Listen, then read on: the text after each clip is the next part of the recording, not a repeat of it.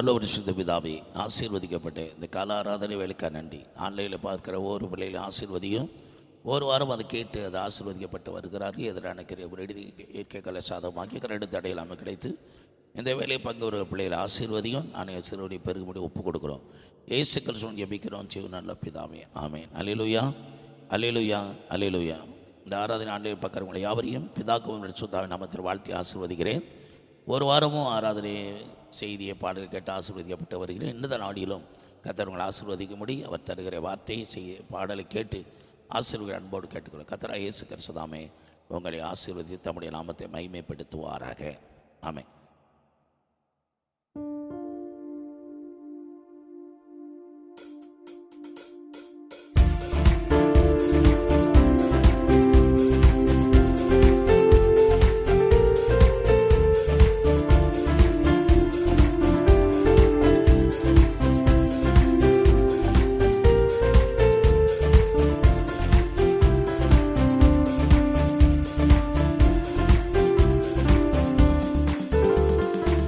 கர்த்தர் உன்னை மேன்மையாக வைப்பார், நீ கலங்காதே மனமே. கர்த்தர் உன்னை மேன்மையாக வைப்பார், நீ கலங்காதே மனமே. கையிடும் வேளைகளில் ஆசீர்வாதம், காலங்களில் நிரம்பிடும் தானியம். கையிடும் வேளைகளில் ஆசீர்வாதம், காலங்களில் நிரம்பிடும் தானியமும். நிறைவான நன்மை உண்டாக கர்த்தர் உன்னை மேன்மையாக வைப்பார். கர்த்தர் உன்னை மேன்மையாக வைப்பார், நீ கலங்காதே மனமே. கர்த்தர் உன்னை மேன்மையாக வைப்பார், நீ கலங்காதே மனமே. சத்துருக்கள் எதிராய் எழும்பும் போது கர்த்தரே யுத்தத்தை செய்திடுவார். சத்துருக்கள் எதிராய் எழும்பும் போது கர்த்தரே யுத்தத்தை செய்திடுவார்.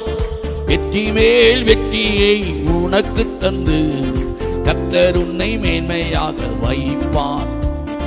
வெற்றி மேல் வெற்றியை உனக்கு தந்து கர்த்தர் உன்னை மேன்மையாக வைப்பார். கர்த்தர் உன்னை மேன்மையாக வைப்பார், நீ கலங்காதே மனமே. கர்த்தர் உன்னை மேன்மையாக வைப்பார், நீ கலங்காதே மனமே. உன்னை அவர் தமக்காக தெரிந்து கொண்டார், தன் பெயரை உனக்காய் வழங்கினாரே. உன்னை அவர் தமக்காக தெரிந்து கொண்டார், தன் பெயரை உனக்காய் வழங்கினாரே. சுத்தமோ நண்பரும் உன்னை மதிக்க கர்த்தர் உன்னை மேன்மையாக வைப்பார். கர்த்தர் உன்னை மேன்மையாக வைப்பார், நீ கலங்காதே மனமே.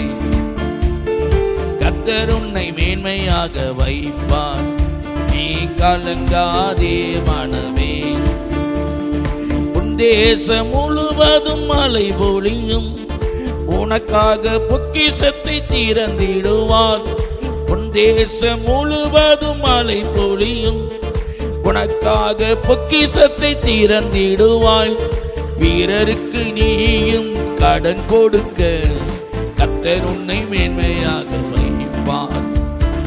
வீரருக்கு நீயும் கடன் கொடுக்க கர்த்தர் உன்னை மேன்மையாக வைப்பார். கர்த்தர் உன்னை மேன்மையாக வைப்பார், நீ கலங்காதே மனமே. கர்த்தர் உன்னை மேன்மையாக வைப்பார், நீ கலங்காதே மனமே. அவருடைய நாமத்துக்கு மகிமை உண்டாகட்டும். தொடர்ந்து கர்த்தருடைய வார்த்தையை கேட்போம். கர்த்தர் நம்மோடு பேசுவாராக, அடியானை மறைத்து கர்த்தர் வெளிப்படுவாராக. ஆமென். நம்ம ஜீவியத்துக்கு பிரயோஜனமாக ஆராதனை மேன்மையை குறித்து நாம் தியானிக்கிறோம். ஆராதனை மேன்மை பட வேண்டும் என்றால் மேன்மையும் மகத்துவமுடைய தேவனை நம்ம மகிமைப்படுத்த வேண்டும். இன்றைக்கி நம்ம எல்லாருடைய வாழ்க்கையிலையும் நம்ம மேன்மைப்படுத்த வேண்டிய தேவனை மேன்மைப்படுத்தாதபடி தன்னை குறித்து தனக்கு உதவி செய்கிற நபர்களை குறித்து, தனக்கு உண்டான நன்மைகளை குறித்தே மேன்மையை பாராட்டுகிறோம். இங்கே சொல்லுகிறாரு சங்கீதக்காரன் 20:7 ஆசிமா, சிலர் ரதங்களை குறித்து, சிலர் குதிரைகளை குறித்தும் மேன்மை பாராட்டுகிறார்கள். குதிரைகளை குறித்தும் மேன்மையை பாராட்டுகிறார்கள். நாங்களோ எங்கள் தேவனாகிய கர்த்தருடைய நாமத்தை குறித்து, எங்கள் தேவனாகிய கர்த்தருடைய நாமத்தை குறித்தே மேன்மை பாராட்டுவோம். அவர்கள முறிஞ்சு விழுந்துட்டாங்க. நாங்கள் எழுந்து நிமிர்ந்து நிற்கிறோம். உலகத்தில் ரதங்கள் குதிரைகளை குறித்து மேன்மையை பாராட்டுகிறவர் எல்லாமே முறிஞ்சு விழுந்துட்டாங்க. கர்த்தருடைய நாமத்தை குறித்து மேன்மை பாராட்ட நம்முடைய வாழ்க்கையில் விழுந்தாலும், நீதிமான் 7 தடவை விழுந்தாலும் எழுந்து நிற்பான் இருக்கு. கர்த்தர் அந்த பாக்கியத்தை நமக்கு தந்திருக்கிறார். நம்ம இடறி விழுந்தால் அப்படியே நம்ம காரியம் முடிவடைய போகிறதில்ல, திரும்பவும் எழுந்திருக்க பண்ணுகிற தேவன். இந்த நாளிலே நம்முடைய வாழ்க்கையில் நேகந்தரம் நம்ம மனுஷரை குறித்தே, நமக்கு உண்டான நன்மைகளை குறித்தே மேன்மை பாராட்டுவோம். ஆனால் கர்த்தரை குறித்தே எதைத்தான் வெளிப்படுத்த விசேஷத்தில் பரலோகத்தில் 4:8-9 வெளிப்படுத்த விசேஷம் 4:8-9 அங்கே 4 ஜீவன்களும் மூப்பர்களும் ஓய்வில்லாமல் கர்த்தரை துதிக்கிறாங்க. துதிகளுக்கு பாத்திரர், மகிமைக்கு பாத்திரரை எப்போதும் கனத்திற்கு, துதிக்கு, மகிமைக்கு பாத்திரரை உயர்த்திக்கிட்டே இருங்க. வாசிங்க. அந்த 4 ஜீவன்களிலும் ஒவ்வொன்று அவ்வாறு சிறகுள்ளவைகளும், ஒவ்வொன்றில அவ்வாறு சிறகுகளுடையன, சுற்றிலும் முள்ளையும் கண்களால் நிறைந்தவைகளுமாய் இருந்தன. அவைகள் இருந்தவரும் இருக்கிறவரும் வருகிறவரும் ஆகிய சர்வ வல்லமுள்ள தேவனாகிய கர்த்தர் பரிசுத்தர் பரிசுத்தர் பரிசுத்தர் பரிசுத்தர் என்று இரவும் பகலும் ஓய்வில்லாமல் சொல்லிக் கொண்டிருந்தார். ஓய்வில்லாம சொல்லி கொண்டிருக்கிறாங்க. ஓய்ந்திராம. அப்ப நம்முடைய வாழ்க்கையை மேன்மைப்படுத்தின, உயர்த்தினவர், ரட்சித்தவரை எப்போதும் ஓய்வில்லாம ஓய்ந்திராம துதிச்சுக்கிட்டே இருங்க, மகிமைப்படுத்திக்கிட்டே இருங்க. ஏன்னா சங்கீதக்காரர் சொல்றாரு, துதிகளில் மத்தியில 26ஆம் சங்கீதம் நினைக்கிற 3வது வசனம், இஸ்ரவேலின் துதிகளுக்குள் வாசம் பண்ணுகிறவர்.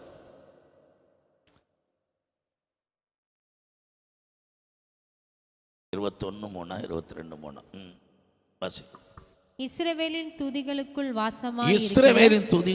வாசமாய் இருக்கிறவரே பரிசுத்தர். தம் ஜனமாக தெரிந்து கொள்ள இஸ்ரவேலருடைய துதிகளில் வாசமாய் இருக்கிறவர் பரிசுத்தர். இந்த நாளிலே ஆண்டவருடைய சமூகம் இன்னைக்கு பரிசுத்த ஆவியானவர் துதிகளை மத்தியில் வாசம் பண்ணுகிறவரை, துதிக்கு பாத்திரரை எப்போதும் உயர்த்திக்கிட்டே இருங்க. அவர் துதிச்சுக்கிட்டே இருங்க. துதி எங்கே இருக்குதோ அங்கே தேவனுடைய ஆளுகை இருக்கும். யூதாவை விட்டு செங்கோல் விலகலை. ஏன்னா அவன் துதியை ஆயுதமாக வச்சுக்கிட்டான். இன்னைக்கு அதிகாரம், ஆளுகை நம்மளை விட்டு விலகாமல் இருக்கணும். தேவனை மகிமைப்படுத்திக்கிட்டே இருங்க. அப்படிப்பட்ட ஒரு ஆராதனை எப்போதும் துதியினாலே, பாட்டினாலே அவரை உயர்த்திக்கிட்டே ஆராதனையில் உயர்த்துங்க. சாத்ராக்கு, மேஷாக்கு, ஆபேத்நேகோ சொல்கிறான், நாங்கள் ஆராதிக்கிற எங்கள் தேவன். அவங்களுக்கு அதுதான் மேன்மை.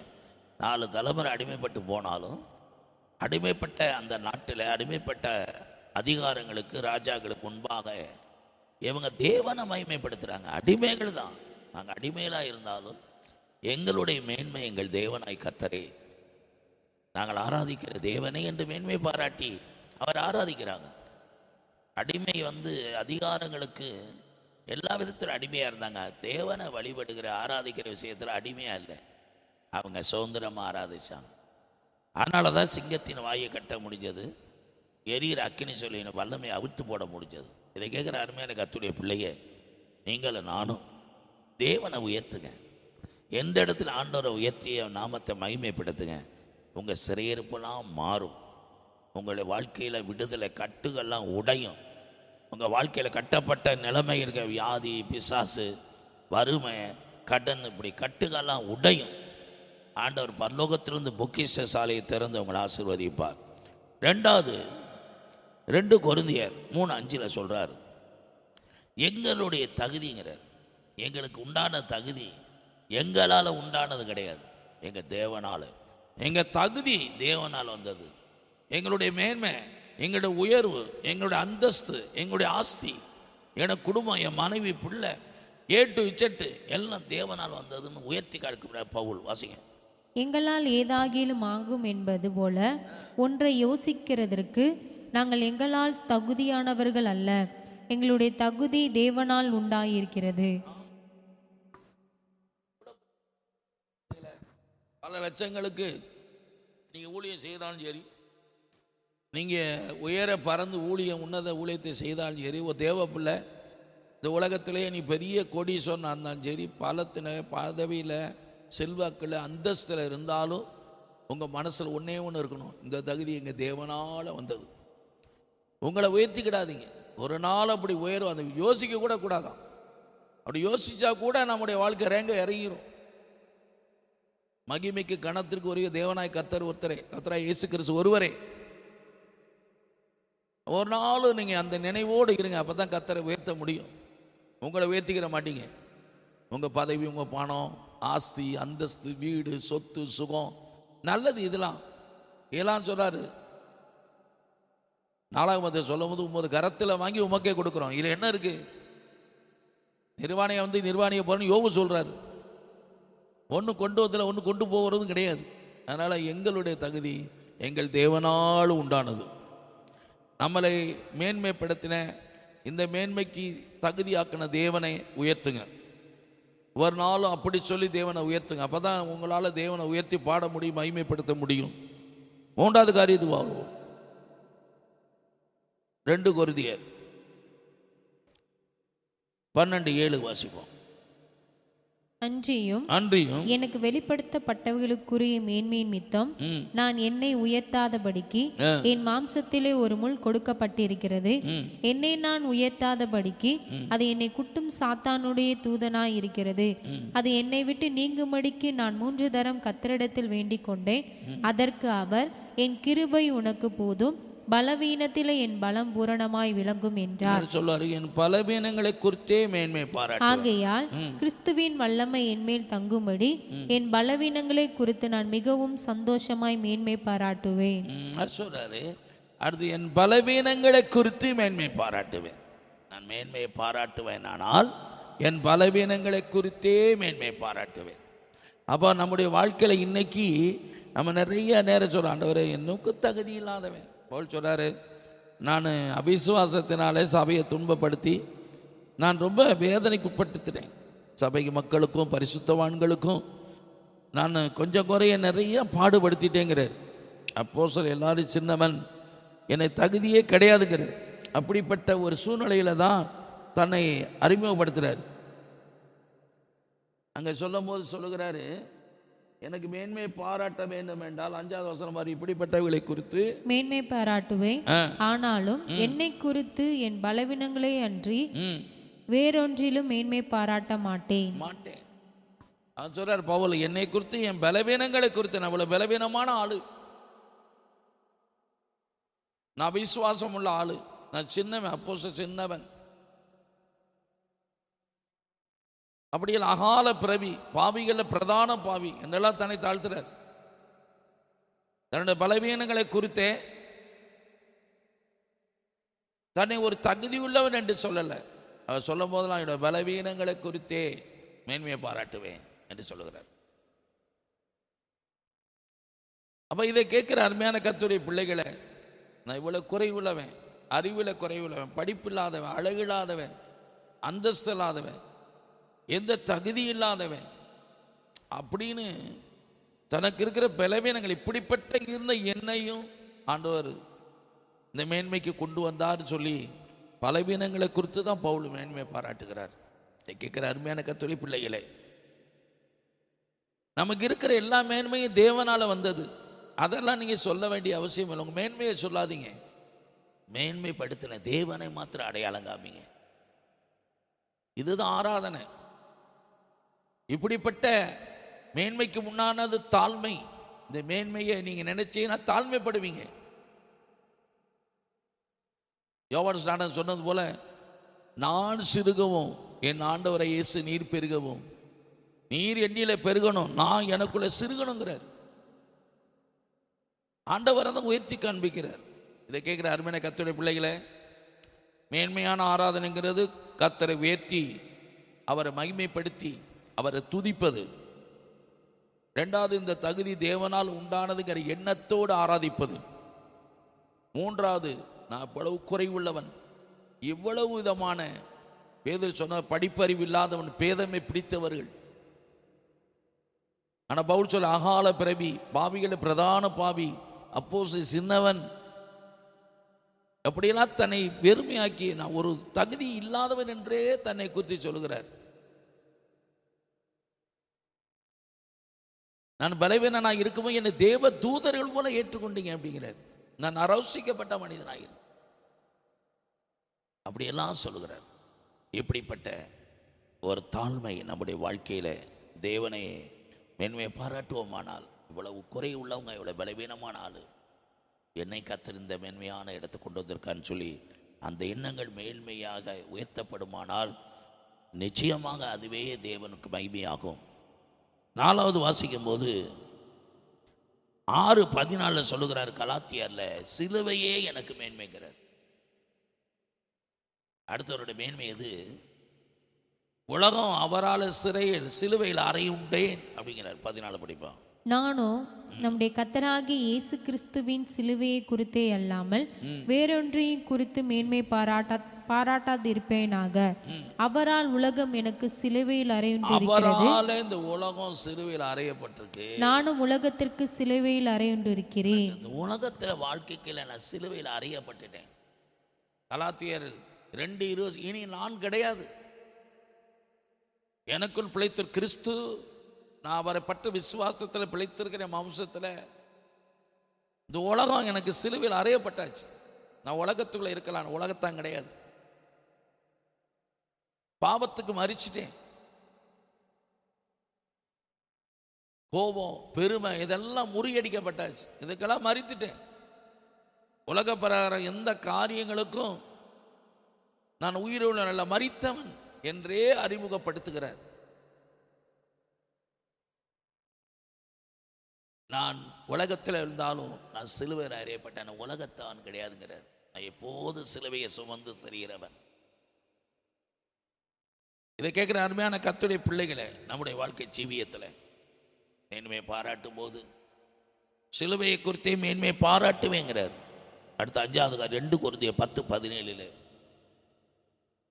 கர்த்தரை குறித்தே மேன்மை பாராட்டுகிறவன் கர்த்தரை குறித்தே மேன்மை பாராட்ட கடவன். அடுத்த வசனம், தன்னைத்தான் புகழுகிறவன் கர்த்தரால் புகழப்பட வேண்டும். தாவீதை குறித்து சொல்கிறார், சவுலை தள்ளி தாவீதின் இருதயத்துக்கு ஏற்றவனாய் கண்டேன். சவுலை தள்ளி தாவீதை ஏற்படுத்தினேன், அவன் எனக்கு சித்தமானதெல்லாம் செய்வான், என் இருதயத்துக்கு ஏற்றவனாய் கண்டேன் என்று தாவீதை குறித்து ஆண்டவர் சாட்சி கொடுக்கிறார். சவுலை தள்ளிட்டேன், தாவீதை ஏற்படுத்தினேன், அவன் இருதயத்துக்கு ஏற்றவன், எனக்கு சித்தமானதான் செய்வான், ஆண்டவரே சாட்சி கொடுக்கிறார். இதை கேட்குற அருமையான கர்த்தருடைய பிள்ளைங்க, ஆண்டவரை மகிமைப்படுத்துகிறேன்.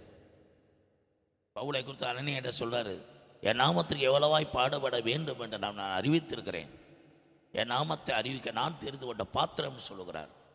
ஆண்டவர் சாட்சி கொடுக்கிறார். இதை கேட்குற அன்பான கர்த்தருடைய பிள்ளைகளே, வாழ்க்கையில் எவ்வளவு உன்னத உயர ஊழியம் செய்தாலும், எவ்வளோ தேவனால் பயன்படுத்தப்பட்டாலும், எவ்வளோ கிருபை வரங்கள் இருந்தாலும், எவ்வளவு ஆசீர்வதிக்கப்பட்டவர்களாக இருந்தாலும் நம்மை உயர்த்திடாதீங்க, அடையாளம் காமிக்காதீங்க. கர்த்தராகிய இயேசு கிறிஸ்து நாமத்தை உயர்த்துங்க. 6வது காரியம் சொல்லுகிறது, 1 கொரிந்தியர் 15:10 கிருபையை மேன்மையை பாராட்டுகிறான். இருக்கிறதே கிருபைங்கிற தேவன் அருளிய கிருபை விருதாவாக இருந்ததில்லை. எனக்கு கொடுத்த கிருபை நான் இழக்கலை, அவருக்கு அதிகமாக பிரயாசப்படுகிறேன். அந்த கிருபையை வைத்து அவருக்காக அதிகமாக பிரயாசப்பட்ட இந்த உன்னத ஊழியத்தில் எல்லா பாடுகள், எல்லா துயரங்கள், கஷ்டங்கள், கட்டுகள், உபத்திரவங்கள் எல்லாம் இருந்த போதும் நான் கர்த்தரிடத்தில் பெற்ற ஊழியத்தை நிறைவேற்றவே என் பிராணனை அருமையாக நினைக்கவில்லைங்கிற. கிறிஸ்து எனக்கு ஜீவன், சாவு எனக்கு ஆதாயம் அறைவுகள் விட்டவர். வாசிக்கலாம். ஆகிலும் நான் இருக்கிறது தேவ கிருபையினாலே இருக்கிறேன். இருக்கிறது தேவ கிருபையில இருக்கிறேன். அவர் எனக்கு அருளிய கிருபை விருதாவா இருக்கவில்லை. அவர்கள் எல்லாரிலும் நான் அதிகமாய் பிரயாசப்பட்டேன். ஆகிலும் நான் அல்ல, என்னுடனே இருக்கிற தேவ கிருபையே அப்படி செய்தது. எங்க சுற்றி சுற்றி ஊழியம் செய்தாலும் ஒன்னே ஒன்று சொல்லுங்க, முற்பிதாக்கள் பரிசுத்தவான்களை கடைசியில் சொல்லுவாங்க, எல்லாருடைய கிருபைங்க அப்படி சொல்லுங்க. உங்க திறமைகளையோ உங்க பேர் புகழையோ காமிக்காதீங்க. இயேசு கிறிஸ்து சகல தேசத்து கீர்த்தி புகழ்ச்சி வரும்போது ஜனங்களெல்லாம் அவர் தேடி தேடி வரும்போது அவரோ ஜெபம் பண்ணி கொண்டிருந்தார். போய் ஜெப அறைக்கெல்லாம் மறைஞ்சுக்கங்க. உங்களுக்கு வருகிற பேரு பெருமைகள் நற்கீர்த்திகள் புகழ்ச்சிகள் புகழாரங்கள் வரும்போது அதுக்கு நேரம் கொடுத்து உங்கள் புகழாரங்களை வெளியே விடாமல் உங்களை மறைச்சி தேவனை மகிமைப்படுத்துங்க. ஓடிடுங்க ஜெப அறைக்குள்ள. இந்த புகழாரங்களை நமக்கு தேவையில்லை, மகிமை தேவனுக்கே போட்டும். நீ உலகத்திலே சுற்றி சுற்றி பல கோடி மக்களுக்கு ஊழியம் செய்தாலும் நல்ல தேவ பிள்ளைகளை நல்ல தேவ மனுஷங்களை ஆசீர்வதிப்பார். நம் மகிமை தேவனுக்கு போட்டும். கர்த்தரையே உயர்த்தி காண்பீங்க. அதான் பவுல் சொல்லுகிறார், நான் கிறிஸ்துவ பின்பற்றி என்னை பின்பற்றுங்கன்னு சவால் விட்டவர் சொல்றார். அவர் எனக்கு அருளப்பட்ட கிருபை விருதாவாக்கலை. நான் கிருபையை உயர்த்துறாரு, மேன்மைப்படுத்துறாரு. என் பலவீன நேரத்தில் கிருபை எனக்கு பலனா நிற்குதுங்கிறாரு. நான் ஜெபம் பண்ணி நோயை தீர்க்கலான்னு பார்த்தா என் கிருபை உனக்கு போதுன்ட்டார். நான் பலவீனமாக இருக்கும்போது பலசாலியாக இருக்கிறேன். கர்த்தருடைய வல்லமை சரீரத்தில் தங்குது, அதனால் பலவீனத்தை குறித்து பிரியப்படுகிறேன்ட்டார். கேட்குற அன்பான கர்த்தருடைய பிள்ளைகளே, கிருபையை உயர்த்துங்க, கிருபையை உயர்த்தி காமிங்க. நான் ஐயா எல்லாம் ஒரு கிருபை. ஓடி ஓடி உழைக்கிறீங்களா, கொடுக்குறீங்களா, ஜெபிக்கிறீங்களா, உழைக்கிறீங்களா, உழை செய்கிறீங்களா, கொல்லையா ஆத்துமக்கள் ஆதம் பண்ணி எல்லாம் கிருபைங்க. கிருபைன்னு சொல்லுங்கள், எல்லாம் ஒரு கிருபைன்னு சொல்லுங்கள். பவுல் சொன்னது போல் உங்களை எல்லாரிலும் அதிகமாக பிரயாசப்படுகிறேன். கிருபை. முறுமுறுக்காதீங்க, முறையிடாதீங்க, மேடை வேலைக்கு சொல்லிடாதீங்க. உங்களை விட நான் அப்படி செஞ்சிருக்க முடியாது, அது சொல்ல வேண்டாம். கிருபைகளை மறைச்சு கொள்ளுங்க. தோத்திரம். கடைசி ஒன்று சொல்லி முடிக்கிறேன். இதுக்கெல்லாம் மேன்மையான பரலோகத்தில் சுதந்திரம் இருக்குதுங்க. அதை மேன்மைப்படுத்துங்க. ஆஸ்தியெல்லாம் கொள்ளையிட எனக்கு கொடுத்தீங்கன்னாங்கிறார். இந்த நித்திய சுதந்திரத்தை மேன்மைப்படுத்தி இந்த பூமியில் என்ற பவுல் சொல்லுகிறாரு, உங்களோட ஆஸ்தியெல்லாம் கொள்ளையிட்டு இந்த ஊழியத்திற்கு உதவியாக இருக்கும்படி நீங்கள் இடம் கொடுத்தீங்களே, தாராளமாக எடுத்துக்கிற விட்டீங்களே. ஏன்னா அந்த நித்திய சுதந்திரம், அந்த மேன்மையான சுதந்திரம் பரலோகத்தில் இருக்க அந்த விசுவாசம் உங்களுக்குள்ள இருந்தது. வாசிக்கல 10:34 எபிரேயர். நான் கட்டப்பட்டு இருக்கையில் நீங்கள் என்னை குறித்து பரிதபித்ததுமன்றி பரலோகத்தில் அதிக மேன்மையும் நிலையுள்ளதுமான சுதந்திரம் உங்களுக்கு உண்டென்று அறிந்து உங்கள் ஆஸ்திகளையும் சந்தோஷமாய் கொள்ளையிட கொடுத்தீர்கள். சோத்திரம். மேன்மையான சுதந்திரத்தை எண்ணி இந்த பூமியில் இருக்கிற ஆஸ்திகள் எல்லாம் கொள்ளையிடனா தாராளமாக எடுத்துக்கிற இடம் கொடுத்தீங்களேன்னு அவங்கள சந்தோஷப்படுத்துறாரு.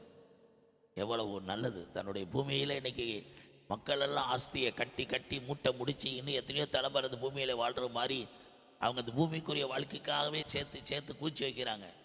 ஆனால் அன்றைக்கு பவுலோடு இருந்த அந்த தேவ பிள்ளைய பரிசுத்தவான்கள் எல்லா பரிசுத்தவாட்டிகள் எல்லாமே அந்த பரலோகத்தில் மேன்மையான சுதந்திரம் இருக்கிறது. அந்த மேன்மைக்காக இந்த பூலோகத்தில் எங்களை கொள்ளையிட இடம் கொடுத்தீங்களே, அப்படின்னா எவ்வளோ வேணாலும் தாராளமாக எடுக்க இடம் கொடுத்தீங்களேன்னு சொல்லி அவன்றை உள்ள கூட 1ஆம் நூற்றாண்டு இருக்கிறவங்கள சந்தோஷப்பட்டார். இதை கேட்குற அன்பான கர்த்தருடைய பிள்ளைகளே, முதலாவது நீங்கள் மேன்மையை பாராட்ட வேண்டியது மகிமைக்குரிய தேவனை ஓயாது துதிச்சுக்கிட்டே இருங்க. இந்த தகுதி என்னால் வந்ததில்லை, என் தேவன் தந்த தகுதி அப்படின்னு சொல்லி A to Z அந்த தகுதிப்படுத்தின தேவனையே நினச்சி மகிமைப்படுத்துங்க. வேதம் சொல்லுகிறது, அந்த பலவீன சொல்கிறீங்கன்னா எது மேன்மை, இவ்வளவு குறை உள்ளவன் சொல்லிட்டு பலவீனங்களை குறித்து மேன்மையை பாராட்டுங்க. அது மாத்திரமல்ல, சிலுவையை குறித்து மேன்மையை பாராட்டினா பவுல் அதுக்கடுத்து சொல்கிறாரு, அந்த வியாதி பல கர்த்தருடைய நாமத்தை குறித்தே மேன்மையை பாராட்டுங்க, கிருபையை மேன்மையை பாராட்டுங்க. பரலோகத்தில் நமக்கு மேன்மையான சுதந்திரம் இருக்குது, அதை மேன்மையை பாராட்டுங்க. ஜெபிக்கலாம். நல்ல பிதாவே, நன்றி செலுத்துகிறோம். ஆசீர்வதிக்கப்பட்ட இந்த காலை இந்த ஆராதனை வேலைக்காய் ஆண்டவரை நன்றி செலுத்துகிறோம்.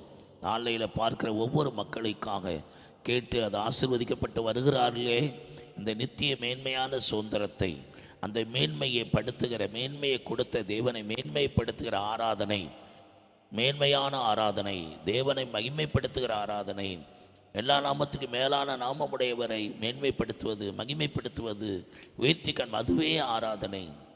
அப்படி என்ற ஒரு மேலான சிந்தையோடு ஆராதிக்கிற இந்த ஆராதனைக்குள்ளாக ஒவ்வொருவரையும் அர்ப்பணித்து ஜெபிக்கிறோம். இயேசு கிறிஸ்துவின் ஜெபிக்கிறோம். சிவன் நல்ல பிதாவே, என் ஆத்துமாவை கர்த்தரை ஸ்தோத்திரி, முழு உள்ளமே கர்த்தருடைய பரிசுத்த நாமத்தை ஸ்தோத்திரி. என் ஆத்துமாவை கர்த்தரை செய்த சகல உபகாரம் மறவாதே. கர்த்தராகிய இயேசு கிறிஸ்து கிருபையும் பிதாவாகிய தேவன் அன்பு பரிசுத்த பாதுகாப்பு பராமரிப்பு இயேசு கிறிஸ்து நிலைத்து காப்பதாக. ஆசீர்வதிக்கும் தேவன் நம்மை ஆசீர்வதித்தாரே. துதி ஸ்தோத்திரம் இயேசுநாதா, துதி உமக்கே என்றுமே. ஆசீர்வதிக்கும் தேவன் நம்மை ஆசீர்வதித்தாரே. கர்த்தர் ஆசீர்வதிக்கட்டும். தேவன் முகத்தை பிரசன்னமாக்கட்டும். அல்லேலூயா, அல்லேலூயா, அல்லேலூயா.